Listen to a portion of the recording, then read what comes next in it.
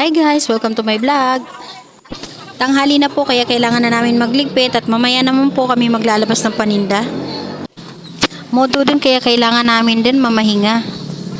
Na di mo naman pa kaya di kami mangintalan ng kamalibutan pa na maganata ko dun sa walay. Pero bago ako maalis ng bahay, kailangan ko muna magluto at magligpit sa amin bago ako umalis.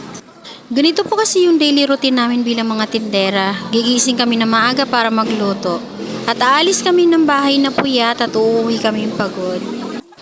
Ganun kasi ang buhay tindera. Pero kahit ganun pa naman ay masaya din naman kami.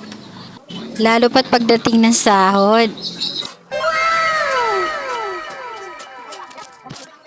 Alangan mambo di kayo makadyo kaya badaga kerang banggar ba kaya matay ginawa ko siya.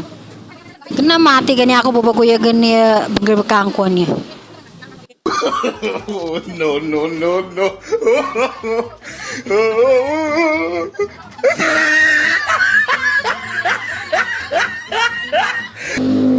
Tingnan nyo naman yung kasama kong si Ate Joanne. May epal na naman. Akala niya marinig siya. Happy ang inidaron ka sana. Di makinaginang. Kaya mute ako. Hanggang dito na lang po. Thank you.